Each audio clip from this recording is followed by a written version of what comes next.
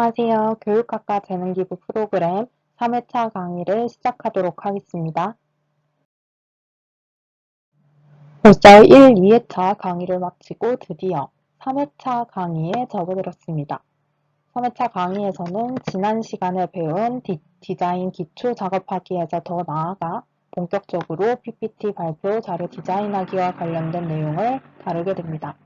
그 첫 번째로 PPT의 툴 기능 설명 및 사용법에 대해 배우고 이어서 슬라이드 레이아웃 선택 방법에 대해서 알아본 후 마지막으로 디자인 단계에서 발생할 수 있는 문제 상황별 솔루션을 알아보는 시간을 가질 예정입니다.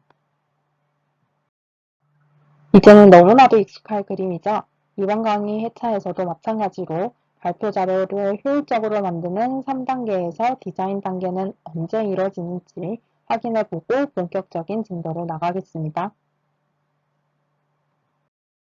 발표 자료 만들기의 효율적인 3단계는 이제 너무 잘하실 것 같아서 이제 따로 안 읽을게요. 이 3단계 중 디자인 단계가 이루어지는 게 어디죠? 바로 세 번째, 발표 자료 만들기 단계입니다.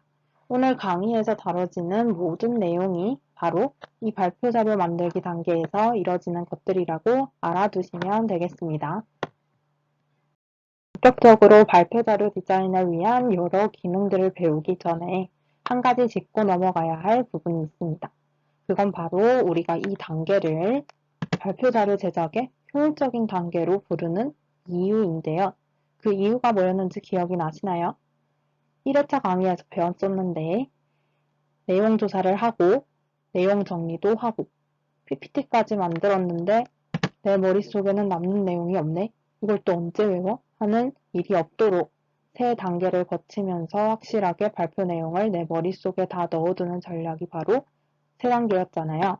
오늘 강의 2차에서 배울 모든 내용은 이 이유의 전제 아래에서 행해져야 할 행위들이에요.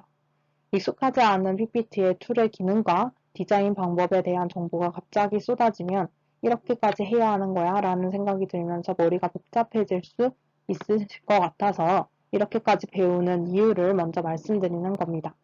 그러니까 익숙해지기만 하면 그리 어렵지 않은 것들이에요.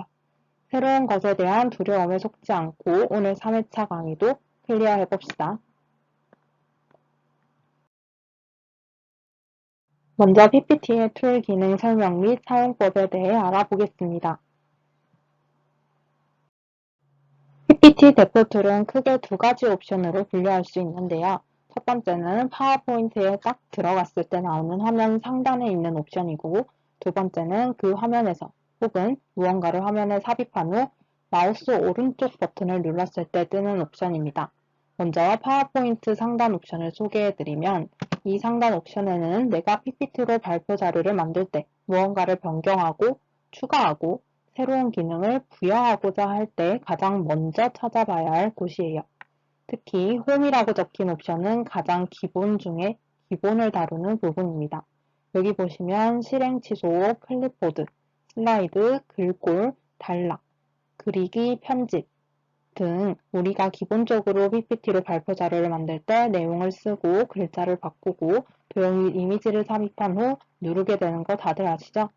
특히 글꼴, 단락, 그리기에서 도형은 정말 자주 누르게 되는 기능 중에 기능인데 글꼴에서는 볼드체로 변경을 하거나 밑줄체, 그리고 그림자를 넣고 글자 자간을 변경하는 경우에 자주 찾게 되고 단락 같은 경우에는 글이 많을 때 문단을 변경하거나 아니면 글자 정렬 방식을 변경하거나 글자 행간의 넓이를 조정하거나 할 때 찾게 되는 기능, 그리고 도형은 사각형이나 세모, 화살표 등과 같은 이미지화하는 데 쓰이는 기능 중에 기능이라고 보시면 되겠습니다. 그리고 다음으로 마우스 오른쪽 버튼 옵션은 상단 옵션에서 직접 일일이 찾지 않아도 내가 지금 한 행위와 관련성이 깊은 옵션을 바로 띄워주는 기능을 합니다. 여기 사진을 보시면 대표적으로 문구 안내선, 레이아웃, 배경 서식, 도형 서식, 그룹화가 있는데요. 특히 레이아웃은 바로 다음 내용에서 다룰 거고 문구 및 안내선도 매우 중요한 기능이기 때문에 다음 회차에서 자세히 알려드릴게요. 그리고 배경 서식 같은 경우에는 지난 시간에 저희가 기본 도형을 삽입해서 템플릿 배경 색깔을 변경하는 걸 했었는데, 이 배경 서식에서는 기본 도형을 삽입하지 않고도 바로 배경의 색깔을 변경할 수 있습니다.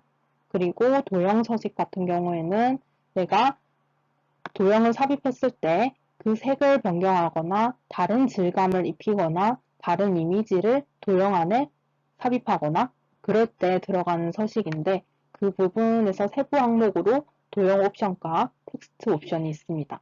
여기서 텍스트 옵션 같은 경우에는 파워포인트에서는 글자 자체도 도형으로 보고 그 텍스트가 두꺼울 경우에는 그 두꺼운 테두리 안에 색을 변경할 수 있는 옵션이 바로 텍스트 옵션이라고 보시면 되고, 마지막으로 그룹화 같은 경우에는 PPT 한 슬라이드에 여러 가지 도형이나 여러 가지 이미지들이 있을 경우에 묶음 처리를 해서 한 번에 이동하고 복사하고 붙여넣기 할 수 있도록 편리성이 극대화되는 기능 중에 하나라고 보시면 되겠습니다.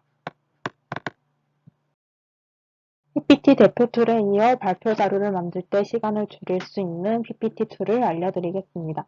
이른바 단축키라고 보시면 되는데, 우리가 마우스로 글자 상자나 도형, 사진, 표를 움직이는 데에는 한계가 있잖아요.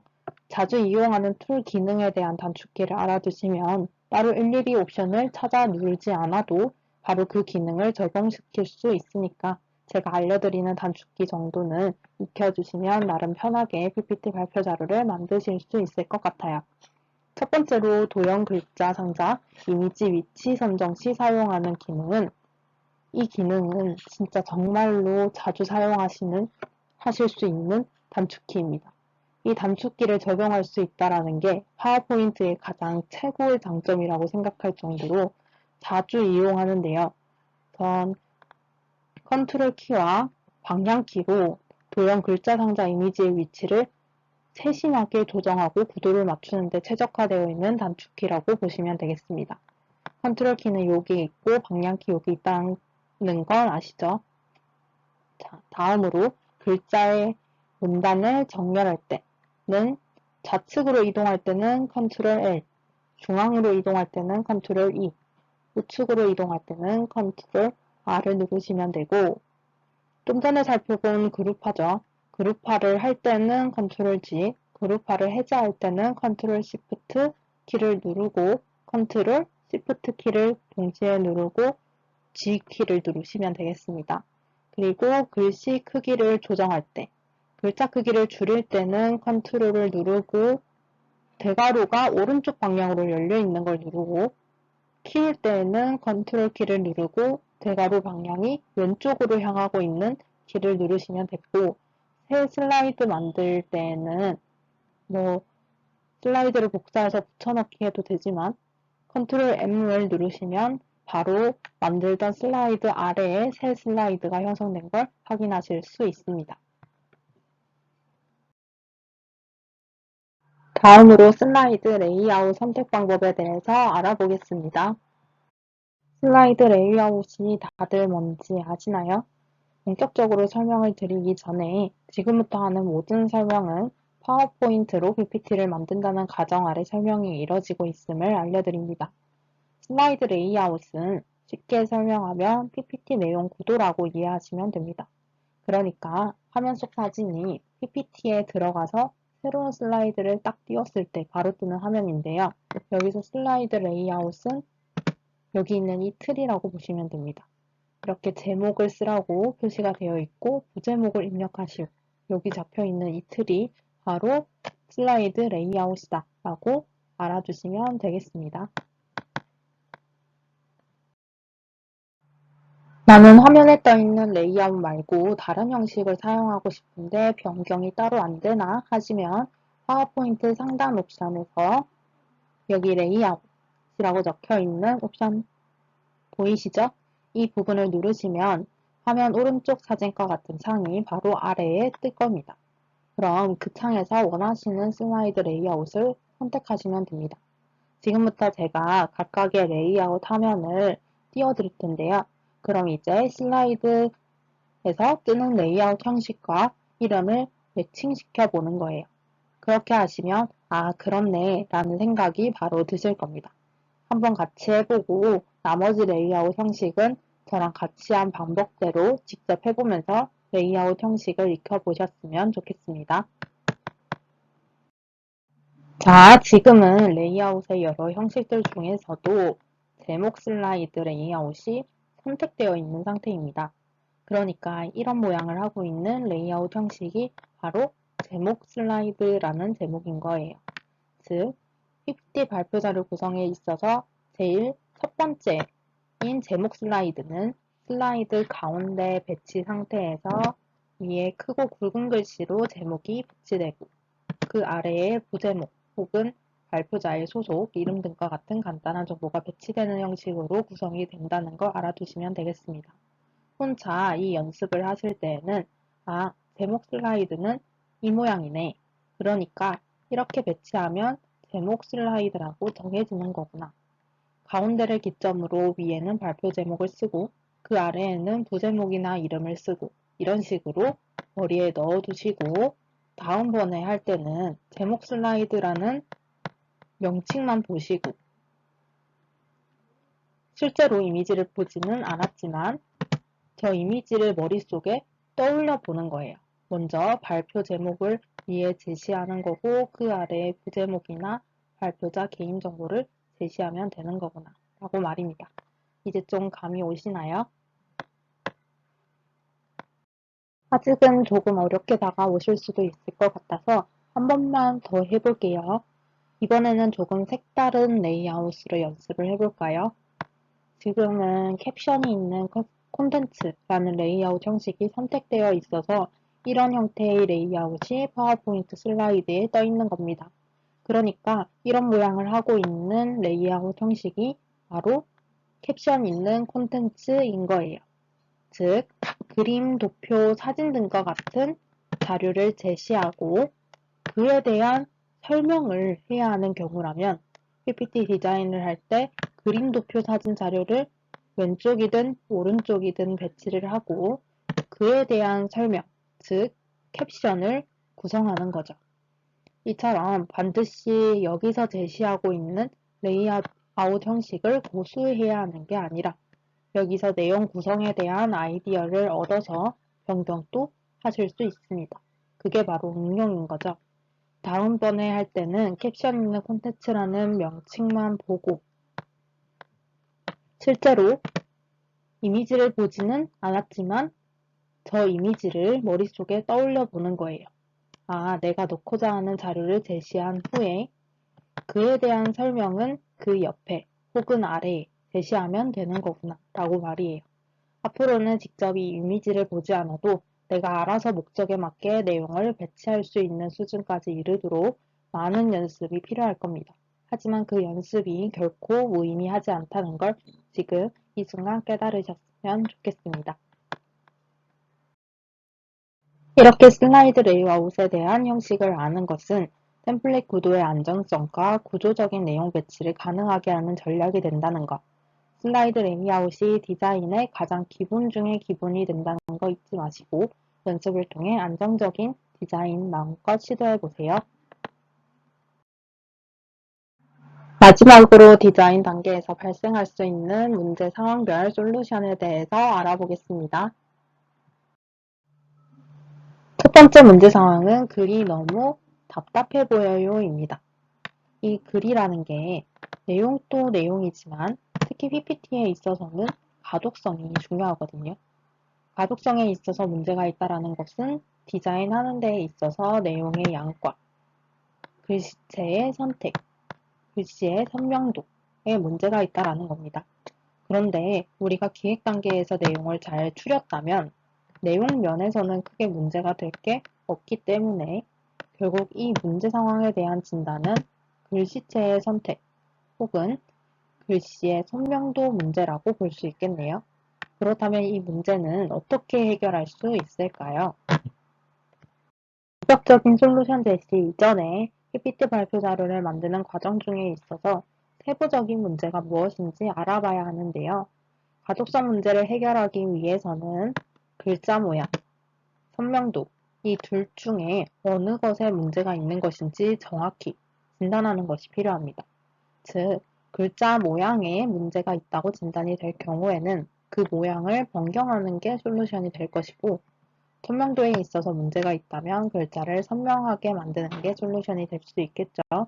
그 각 문제에 대한 세부적인 진단 사항을 다음 슬라이드에서 설명드리겠습니다.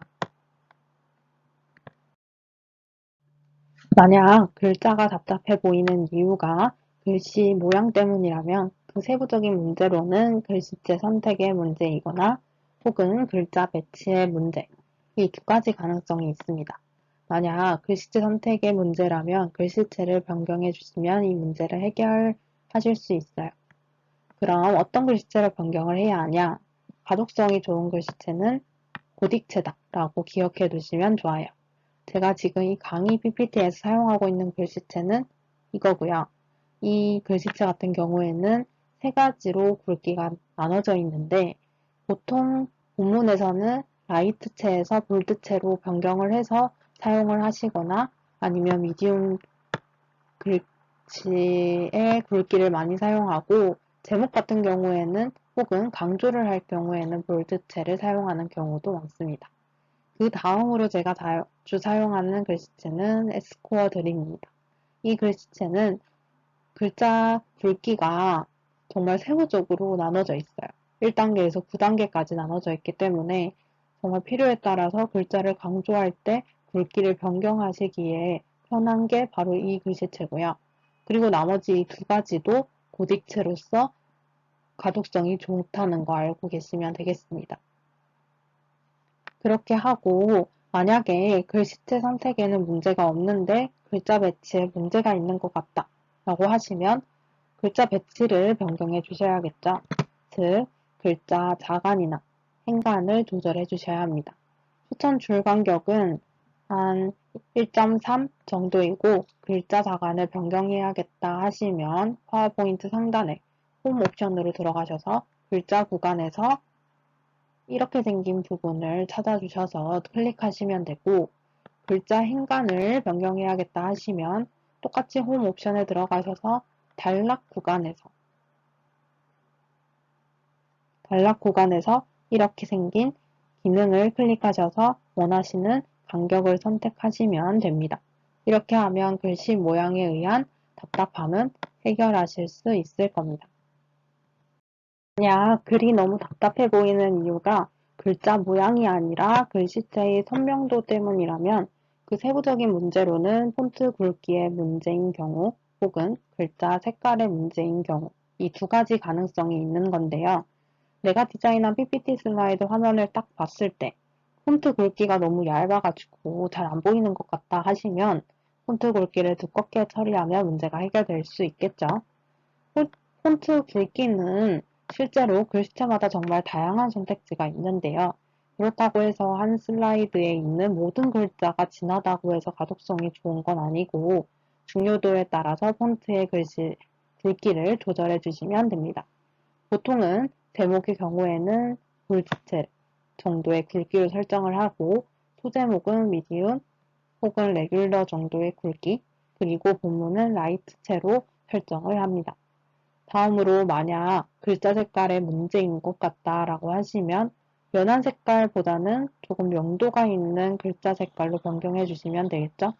만약 배경 색깔이 검정색이라면 글자 색깔을 검정색이나 어두운 색으로 하면 보이지 않으니까 밝은 색으로 한다는 것 정도는 아실 것 같아요. 글이 너무 답답해 보일 경우에는 이렇게 조절을 하시면 된다는 거 알아두시면 되겠습니다. 두 번째 문제 상황은 발표해야 할 내용이 정해진 PPT 분량을 넘어요입니다. 그러니까 과제 조건에 따른 문제 상황이 발생한 것인데요. 발표 과제를 받으시면 가끔 발표 자료 분량을 되도록이면 5슬라이드 이하로 만드세요 라고 PPT 분량을 정해주시는 경우가 있으실 겁니다. 그럼 그때는 이처럼 이 5슬라이드 안에 발표해야 할 내용을 모두 넣어야 하는 건데요. 내용이 별로 없어서 그 안에 만들 수 있으면 문제가 없지만 그렇지 않다면 내용 분량 조절 문제가 생기게 됩니다. 즉, 이미 내용을 줄인다고 다 줄였는데 넣어야 할 내용이 많다. 혹은 가독점을 고려해서 내용을 쪼개서 슬라이드에 구성하는데 이렇게 되면 한 슬라이드에 모두 때려 넣어야 하는 상황이 생긴다. 이런 문제 상황이라고 이해하시면 되겠습니다. 내용 분량 조절 문제도 해결할 수 있습니다. 어떻게요? 이렇게 하시면 됩니다. 기본 도형을 삽입하고 글자 상자를 넣으시면 돼요. 간단하죠? 아니 근데 기존의 슬라이드 내용을 넣었는데 뭘 더 넣어야 하는 거면 내용 분량 조절에 실패한 거 아닌가요? 라는 생각이 드실 거예요. 그렇지만 그렇지 않습니다. 이 마법 같은 솔루션을 지금 바로 자세히 알려드리겠습니다. 크게 세 가지의 작업을 하게 될 겁니다. 기본 도형을 삽입하고 글자 상자를 삽입하고 여기까지 앞서 알려드렸는데 여기서 마법 같은 솔루션이 바로 애니메이션을 실행하는 겁니다. 하나씩 설명드릴게요. 먼저 기본 도형을 삽입해야 하는데 이 작업은 가리기 작업이라고 보시면 돼요. 뭘 가리냐면 여기 메모 박스에 이 부분을 기본 도형을 삽입하고 배경색인 흰색으로 표 채우기를 해줘서 원래 배경이었던 척을 할 거예요. 이해가 되시나요? 지난 강의 회차에서 템플릿 디자인을 할 때 배경 색감을 찾는 방법을 배웠잖아요. 거기서 기본 도형 삽입 방법을 알려드렸는데 기억하시죠? 기억하셔야 합니다. 그래야 오늘 진도를 따라오실 수 있어요. 기본 도형 삽입 후에 마우스 오른쪽 버튼을 누르면 색 채우기라는 설정이 뜨는데 그걸 누르고 색 팔레트에서 색을 골라주거나 스포이트로 색을 감지하도록 해서 색 변경을 해준다. 이 작업을 이 단계에서 똑같이 해주시면 되는 거예요. 그 다음 파워포인트 상단 도형 옵션에서 글자 상자를 삽입하고 내용 넣기 작업을 해주시고 애니메이션을 실행해서 발표 내용 등장 순서 설정 작업을 해줄 겁니다. 생각보다는 쉽지 않은 것 같죠? 지금이야 그러실 수 있는데 제가 다음 슬라이드에서 바로 직접 보여드릴게요. 그러니까 걱정하지 마시고 끝까지 강의를 따라오시면 되겠습니다. 자, 같이 한 단계씩 해봅시다. 지금 바로 강의를 멈추고 파워포인트를 켜서 각 기능의 위치를 찾아서 직접 해보셔도 좋고 아니면 실제로 한다고 생각하시고 따라와 주시면 될 것 같아요. 자, 먼저 이렇게 내용이 기입되어 있는 사진이 있죠. 기입되어 있는 상태에서 더 추가해야 할 내용이 있을 경우에는 먼저 기본 도형을 삽입한다. 이렇게요. 저는 지금 기본 도형 삽입을 통해서 가리기 작업을 실행한 구역을 보여드리기 위해서 까만 점선이 있는 상태인데 실제로는 배경색을 따르면 본래 있던 내용이 그냥 가려지고 아예 흰색 배경이 나타나실 거예요. 그 후에 가려진 부분에서 글자 상자, 즉 홈 옵션에서 도형을 선택하고 거기서 이렇게 생긴 모양이 글자 상자인데요. 우리는 지금 가로로 글자를 기입할 거니까 첫 번째 글자 상자를 선택해서 드래그를 하고 내용을 기입해 주시면 됩니다. 그리고 마지막으로 삽입한 기본 도형을 먼저 누른 다음 컨트롤 키를 누른 상태에서 삽입한 글자 상자를 누른 후 파워포인트 상단 옵션에서 애니메이션을 찾아서 들어가시고 나타내기를 누르시면 애니메이션이 적용이 됩니다. 이 세 단계를 마치고 슬라이드 쇼를 해보시면 처음 적힌 내용과 더불어서 추가된 내용이 겹치지 않고 차례로 나타나는 걸 확인하실 수 있을 겁니다. 오늘도 역시나 지난 시간과 마찬가지로 오늘 배운 내용을 한 번 더 확인한 후에 3회차 강의를 마무리하도록 하겠습니다. 첫 번째로는 PPT의 툴 기능 설명 및 사용법에 대해 알아봤는데 대표적인 PPT 툴은 파워포인트 상단 옵션 그리고 마우스 오른쪽 버튼 옵션이 있다고 했어요. 이 옵션들은 어떤 기능을 하죠? 배경 설정이나 도형 삽입 그리고 글자 옵션 변경의 기능을 한다. 그래서 필요하면 상단 옵션에서 대표 기능을 직접 찾아보거나 아니면 바로 마우스 오른쪽 버튼을 누르고 관련 서식에 들어가서 변경을 하면 된다라는 거 알아두시면 되겠습니다. 그리고 추가로 단축키를 알려드렸고, 특히 컨트롤 키를 누르고 방향키로 위치를 조정하는 건 엄청 자주 사용하게 될 거라고 알려드렸습니다. 두 번째로는 슬라이드 레이아웃 선택 방법에 대해서 배웠습니다. 그 방법은 뭐다? 파워포인트를 들어가서 홈 옵션에서 레이아웃을 원하는 레이아웃을 선택하면 된다라는 거. 세 번째로는 디자인 단계에서 발생할 수 있는 문제 상황별 솔루션을 배웠는데 대표적인 문제 상황에는 글자가 답답해 보여 혹은 분량 제한이 있는데 넣어야 할 내용이 추려도 많아 였습니다. 이때는 글씨체, 간격, 폰트 굵기, 색을 변경하거나 아니면 색을 변경하거나 분량 제한이 있을 경우에는 분량 제한이 없었던 척 새로운 기본 도형을 삽입을 해서 아닌 척 추가하는 방법을 알려드렸습니다.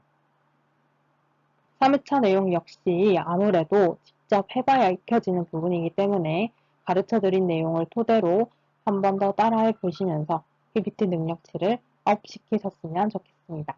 이렇게 오늘 강의를 마무리하고 마지막 강의 회차인 4회차에서 만나도록 해요.